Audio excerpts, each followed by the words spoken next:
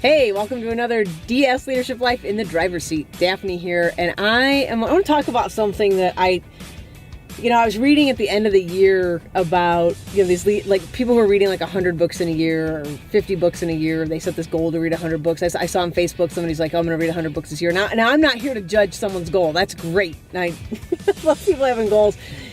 However, I was thinking about the books that I read last year, and I read some really wonderful books. The CEO Next Door was one that stood out in my mind, and a host of others. You can see in the comments where I give a list of books that I've read that I really think are valuable. And here's one thing that I kind of can get on a soapbox about, and it's reading. And here's the essence of it: it's reading and consuming a lot of stuff, and not really actualizing it. So there's one part of our life that's really awesome about realizing things and recognizing things and having awareness, and from teaching mindfulness, I know this is one of the things that that can happen for us is we can have these realizations, these ahas, really great moments in our lives. But then we have to get beyond the recognition part of it, the realization of things, and we have to get into what I'd like to say is the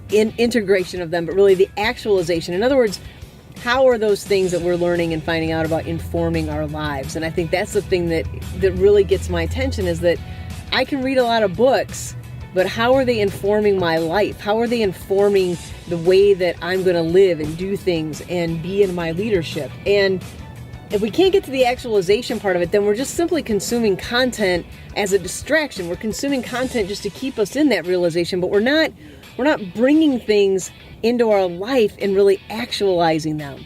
So I'm all for reading. I mean, it's not just about reading. It can be reading, watching this video, consuming video content, whatever it is. I'm all for it.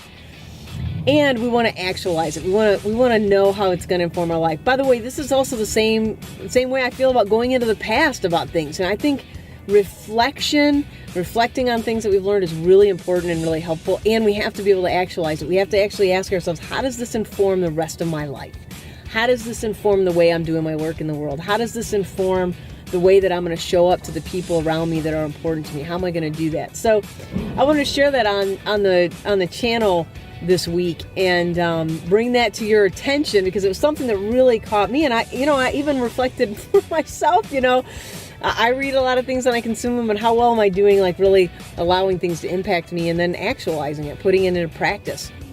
And one of the most recent blogs that I read from Harvard Business Review was really around mindfulness and leadership and how it can really help leaders and how it can really help organizations. There's not been that much research done on it actually to really show the long-term effects. But what I really liked about it is they pointed to the same thing, is that we don't just want to use those techniques just to get us somewhere.